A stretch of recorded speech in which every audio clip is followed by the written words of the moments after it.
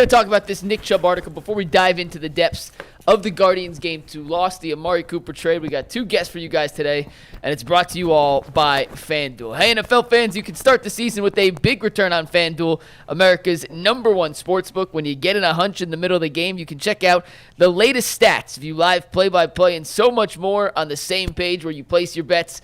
You'll get started with $200 in bonus bets guaranteed when you place your first $5 bet. That's at FanDuel.com/UCSS. Never waste a hunch and make every moment more with FanDuel, an official sportsbook partner of the NFL.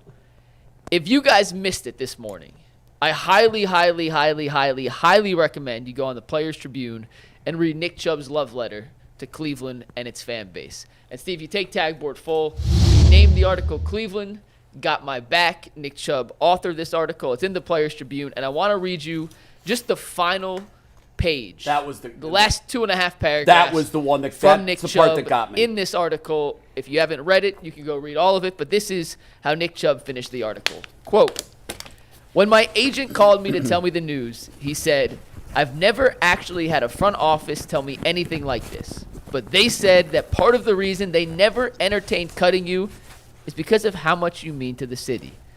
That really meant the world to me. Look, I know the deal. I had no guaranteed money left. The Browns had all the leverage. They could have left me high and dry like so many guys in this league, but they had my back. You all had my back. That's enough talking for me. There's only one thing left to do now. I got to pay you back. These rocks ain't going to move themselves. Let's work. Nick." Incredible.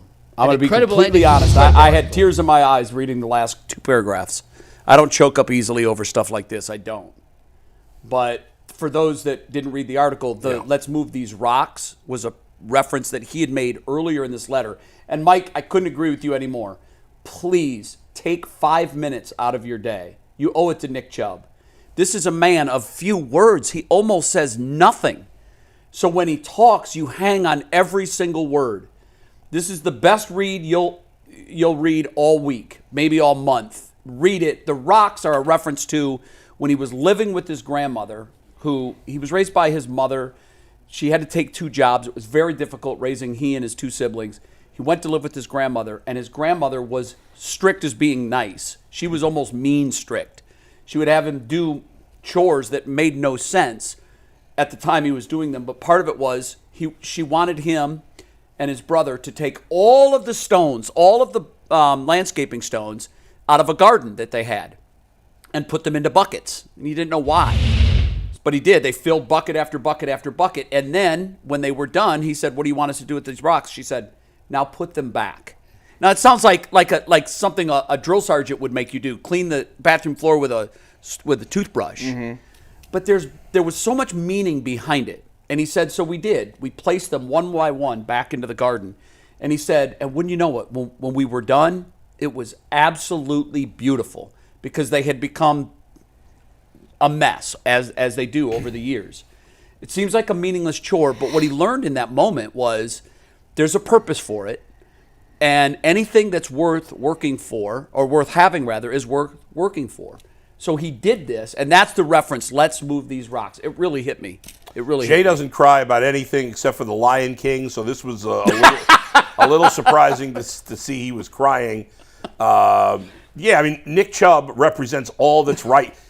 Nick Chubb is a great representation.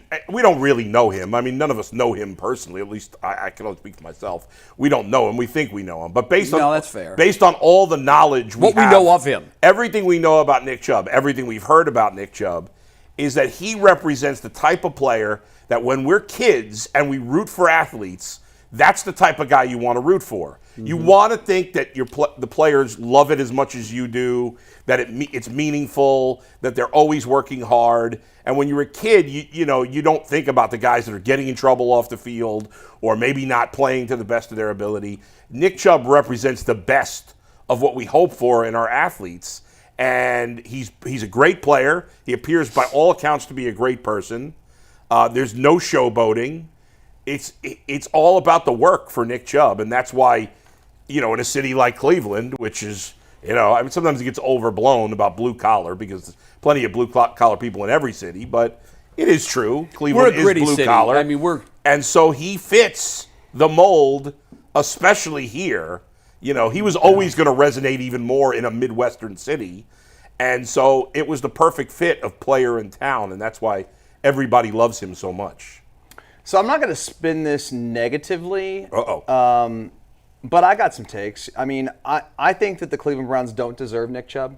Listen. As I was reading the piece, I asked myself, how did we get so lucky to get him? That's fair. And there's a lot of truth in what you just said. They don't deserve a player like him who totally cares, probably more than many people even in that building, about winning and showing up and grinding, grit, hard work, all of the things that you have to do to be a successful football player. Nick Chubb does that. Yeah. And this guy has been through adversity, and yet he shows up, doesn't say a gosh darn word about anything, doesn't bitch, doesn't complain, hands the ball to the official, scores touchdowns, runs hard, blocks, pass protection, you name it. The guy would sell popcorn at halftime if he could. The guy does absolutely everything. And the line in that last paragraph that really strikes me, and it actually kind of irks me, is that the Browns had the audacity to go to him and say, we're not going to cut you. Are you effing kidding me? Not going to cut you? This is the best running back in football and means so much to this organization.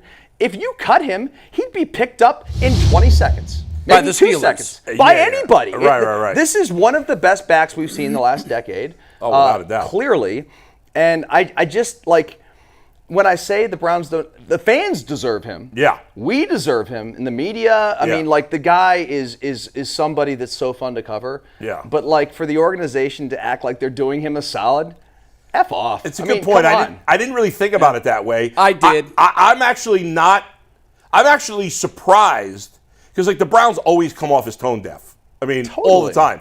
That's the right move. They usually go 180 degrees in the other direction. Yeah, I'm actually surprised they weren't like, well, it's just a computer program doesn't say that we should keep him and blah, blah, blah. Somebody asked me yesterday, should the Browns trade Nick Chubb? And I'm like, no. Well, there's no value there. Not now. Yeah, but And he's signed through the year. I just don't want to trade him. No. We need something to cheer for. If Nick Chubb wanted to be gone, I guess, if I'm the Browns, I would certainly consider it. But if he wants to stay, I'd re-sign him. I would too. I mean, if you don't re-sign him, he's going to sign somewhere else and be good. And he's going to make your life miserable. He's going to have another 3-4 years of excellent football. I agree with you, Bull. I agree think maybe more. Yeah, because he's 29. Right. You guys don't understand. Yeah. Guys like him don't grow on trees. Yeah. Yes, he's had injuries. Okay, Yeah. we get that. But, like, he's special. Okay, I think he could play. I mean, you said 4 or 5 years of good years. Yeah. Yeah, for sure. But the dude could play like Frank Gore. I think or Peterson, who played deep. Well, and you say that because of how he's physically put together and how he takes Gore care had of knee himself. issues. I mean, and he still played till he was damn near 40. And he's way better than Gore in his prime. I mean, in his prime, yes. Yeah. So, like, and look at the way Nick Chubb is built. I mean, his upper body is absurd It is. for a running back. I mean, it's just ridiculous. And listen, when he comes back this year, he might be not quite the guy he was, obviously, because he's just coming back from injury. But I would bet by next year, the latest, he's a top 5 running back in the league again. I think he will and too. the other thing too I is think like you're right. It's like Everybody thought Derrick Henry was done 2 years ago. Yeah. Look what he's doing in Baltimore. Look what he's doing in Baltimore this year. Nick Chubb is such a sweet guy. Like, it's almost like he's naive to how good he is. Like, he is in some ways run scared every day, and I love that attitude about him because players who want to become great, you don't rest on your laurels and you continue to strive and get better and get better, and you think that you never feel like you've arrived. Yeah. And the problem with the Browns for so many years is so many dudes thought that they were like these stars and they've arrived and they're better. Dude, you guys stink. Yeah. Okay? Nick Chubb does not stink. Nick Chubb brings out the best in the coaches and the players. Yeah. And for anybody to like look like we considered cutting? No. Yeah. Nick Chubb is what we need. We need 22 of those dudes. Give us 53 and you win a Super Bowl every year. Look at all the other running backs. And Kareem Hunt was fine, he was all right, but all these other running backs playing behind this offensive line were just guys. They were okay. Maybe Kareem Hunt was a little better than okay. But Nick Chubb has averaged more yards after contact than any player of his era. Can I tell you that I feel bad for Nick Chubb? I do too. Because he's going to come back on a team that's going to win 3 games this year, Yeah. and he's going to bust his ass like they're playing for the Super Bowl. Yeah. And they're going to waste him. So you don't think there's any scenario where this is Batman coming to save the day? 0 chance. He'll make them better. Yeah, See, he's going to get yards, but dude, they're not as long as they don't get respectable quarterback play, and the defense doesn't continue to get the defense is not what it was last year. I'm gonna bear the side of me that needs counseling, that needs serious psychiatric help. Seems like you need a lot today, Jay. Listen, I'm on the edge and I'm falling. I can tell. Yeah. So no more text, bro. This sounds like an absolutely idiotic thing to say, but fans can be idiots. Sure. And I'm going to be one right now. No kidding. I'm going to be a full-on idiot right now. Okay. I'm going to give you a couple of pieces, logs on my motivational fire of why I haven't given up. Nick Chubb's coming back. Number 2 on that list, Nick Chubb's coming back. Number 3 on that list is Nick Chubb's coming back. But there are other things.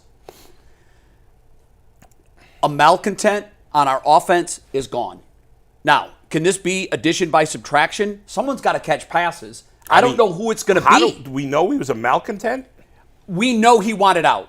Yeah, we know he wanted out. I don't know if that makes you a malcontent. I agree with Bull. The reason I put him in the malcontent category is I don't think it's fair. What I've seen from him on the field Yeah. has not been what I saw from him just 9 months ago. Yeah, that's Not even close. It's fair that he hasn't played his best football You know this what? year, no doubt. We'll find out what he does in Buffalo, okay? So maybe that is the wrong word, Bull, Yeah. and I appreciate you correcting me.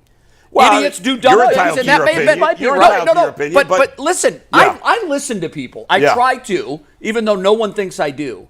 And I hear what you just said. And I think it's probably unfair for me to call him a malcontent. Yeah. So I'm going to retract that word. And instead I'll That was insert, idiot Jay speaking. Now let's. That was idiot Jay speaking. Let's just get to slightly stupid Jay speaking. Yeah, let's get to the idiot Jay still, because this is all coming from the voice of a fan. But the more rational version of idiot Jay. That's a great point.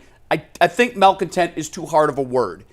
But it was pretty clear there were things going on here. No doubt. And when a guy who, like Nick Chubb, says nothing and tweets out, I would have been fine with the trade. You got to, that's like a book. Okay, that's not just a word or a statement or a paragraph. From a guy who doesn't talk, that's a book. I would have been fine with the trade. I think the veteran players on this team have got to be beyond, and like you said, Nick Chubb's not going to complain. No chance. No. But he's an alien. The veteran players on this team have to feel like that Deshaun Watson is destroying their career and their chance to win a Super Bowl. I think and so, I think but that's resonating with a lot of the veteran players. The young guys, they don't know what the hell's going on. They're just happy to have a job. Sure. But I think the veteran players who are in their last few years in the league The and want to Batonios, win, maybe even the Myles Garretts. they're like, what is this? Yeah. This guy can't play. He's killing us. I agree with that. That's Yeah. a very valid point. However, Yeah. I know Cincinnati is a far better team than their 2-4 record indicates. But I also know that historically, Kevin Stefanski has the pink slip to the Cincinnati Bengals in his done a glove great compartment job. of his Yes, car. he has. He's owned them, and he's beaten them with far inferior quarterbacks than Deshaun Watson. I think we'd all agree on that. Well, I mean, it's hard to say that come on, now. idiot Jay, get a hold of yourself. It's hard to say that anybody's inferior But to if I Deshaun showed you Watson. the names of the quarterbacks Sure, he's used yes. to beat Cincinnati, Yes. who, by the way, Joe Burrow is, like, I don't know what it is, we're their kryptonite. And so Yeah. I think the jolt of energy that they're going to get in that room when they look over and see 24 in pads, and then they run through the tunnel. And by the way, this is the best thing that could have happened to them, because I believe that their entrance would have been one of the worst entrance reactions we've ever had in the history of that stadium, including 0-16. Because they would have booed. They would have. Now they're not going heard to it. boo because of Chubb. Now you can't boo because 24 is in that Yeah, group. yeah. So my idiot Jay is telling me, just hold on. Just wait a little longer. And here's another piece of information that I'll give you for that. I'm not going to say he was great. He wasn't. In the second half of Sunday's loss, Deshaun Watson was the best we've seen him. I don't agree with that. He was 11 for 11 at one point. I think 11 it's for 12. I think okay, it was 11 for 12. Now, look. Jay, I think it's completely fraudulent. I'm what not he did in saying the he was second half. Deshaun Watson, Houston Deshaun. Yeah. I'm saying compared to what we've seen this year from Deshaun Watson, that was acceptable. Now, the results weren't there. Yeah. He had chances to win the game. He did not do it. You can't look at this in a vacuum. Can I be excited, though, about that a little? Listen, You can be excited about where you want to be. I think the excited Browns about. could win this game possibly because it's the NFL, and yes, there's been something to Stefanski against the Bengals. Why? Who knows? Why And the Burrow? Bengals are not the Bengals this year. No, their offense is for the But their most part, defense although is it not. wasn't last week. But they're whatever. The point is that Deshaun Watson, he piled up some numbers on those last two drives because at that point the Eagles had the lead and they were saying, okay, do whatever you want Yeah, but short Bull, between at the what 20s. point was it more than a one-score game? It wasn't, but the Eagles were content to let him move the ball short and take up time between the 20s. Fair point. That's kind of the way they were playing. Fair there. point. And then when they needed to buckle down, they did, and we Right. couldn't score the touchdown Exactly. we needed.